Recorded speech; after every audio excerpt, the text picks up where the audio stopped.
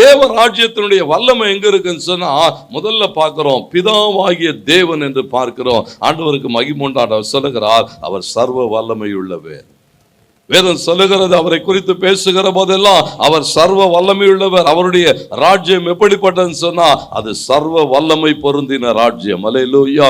ஆண்டவருக்கு மகிமை உண்டாகட்டும். எந்த இடத்துல அந்த ராஜ்யம் பேசப்பட்டாலோ அந்த இடத்துல அந்த ராஜ்யம் மாத்திரம்தான் ஆளுகை செய்யும். அல்லேலூயா. தானியேல் 2:44 அப்படி சொல்லுகிறது, அந்த ராஜ்யம் எல்லாவற்றையும் நொறுக்கி. எத்தனை ராஜ்யங்கள் அங்கே சொல்லப்பட்டிருக்கிறது.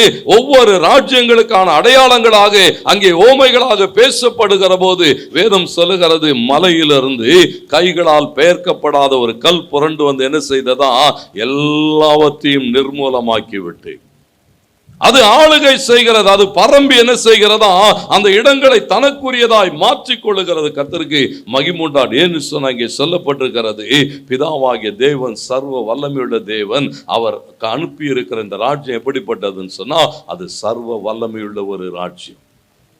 ஏதோ ஒரு சாதாரண ராஜ்யம் அல்ல. கர்த்தருக்கு மகிமை உண்டாகட்டும். இன்றைக்கு இருக்கிற ராஜ்யங்களே எவ்வளவு வல்லமையா இருக்கு. இஸ்ரவேலை குறித்தெல்லாம் பேசுகிற போது, இஸ்ரவேல் ராஜ்யத்தின் எல்லைகளை எல்லாம் பேசுகிற போது அவங்க சொல்லுகிறாங்க, அநேக பாதுகாப்பு வளையங்கள். நீங்கள் மேலே அந்த மைக்ரோ இதில் கூட உள்ள என்ட்ரு ஆக முடியாதபடிக்கு என்ன வச்சிருக்கிறாங்களாம், அத்தனை விதமான பாதுகாப்புகளை வைத்திருக்கிறார்கள். ஆண்டவருக்கு மகிமை உண்டாகட்டும். நீங்கள் எத்தனை விதமான பாதுகாப்புகளை வைத்தாலும் தேவனுடைய ராஜ்யம் உட்பிரவேசிக்க வேண்டும் என்று தீர்மானிக்குமானால் எந்த இடத்தையும் உடைத்து கொண்டு அது உள்ளே பிரவேசிக்கும். அல்லேலூயா. ஏன்னா சர்வ வல்லமையுள்ளவே. அது மாத்திரமல்ல, அந்த பிதாவாகிய தேவன் எப்படிப்பட்டவன் சொன்னா சிருஷ்டிகர் என்று நாம் பார்க்கிறோம்.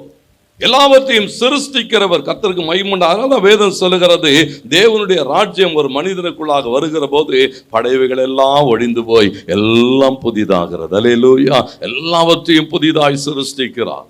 ஆட்களை ஆச்சரியப்படுறாங்க, அது அவருடைய காரியமா? ஏன் சொன்னா உள்ளே வந்திருக்கிற தேவ ராஜ்யம் என்ன செய்கிறதா, எல்லாவற்றையும் புதிதாய் சிருஷ்டிக்கிறது.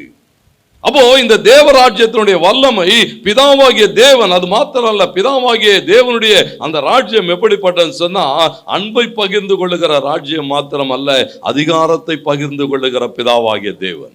அவர் தம்முடைய அதிகாரத்தை என்ன செய்தாரா, தம்முடைய குமாரனுக்கு கொடுக்கிறார். தம்முடைய குமாரன் அந்த அதிகாரத்தை என்ன செய்திருக்கிறாரா, தம்முடைய பிள்ளைகளுக்கு கொடுத்து. பாருங்க, இந்த அதிகார பகிர்வு ஒரு ஆள் கிட்ட இருந்து ஒரு ஆள் கிட்ட இருந்து ஒரு ஆள். கர்த்தருக்கு மகிமை உண்டாகட்டும். இன்றைக்கு கடைசியில நேத்து ரட்சிக்கப்பட்ட ஆளுக்கும் அந்த அதிகாரம் என்ன செய்யப்பட்டிருக்கிறதா, கொடுக்கப்பட்டிருக்கிறது, கடந்து வந்திருக்கிறது. அது சொன்னார், என்னை விசுவாசிக்கிறியா, என் நாமத்தினால பிசாசை துரத்துவேன். என்னை விசுவாசிக்கிறியா, என் நாமத்தினால வியாதியை குணமாக்க. இல்ல ஆண்டவரே, நான் நேத்து தான் வந்தேன். இல்ல நீ உள்ள என்ட்ரு ஆனாவே என்னதான். ஆண்டவருக்கு மகிமை உண்டாகட்டும். அந்த அதிகாரம். ஏன்னா பிதாவாகிய தேவன் தம்முடைய ராஜ்யத்திலே அந்த அதிகாரத்தை கொண்டு வந்து வைக்கிறார். அப்ப நம்ம அதிகாரம் உள்ளவர்களாகத்தான் இந்த ராஜ்யத்திலே வைக்கப்பட்டு இருக்கிறோம்.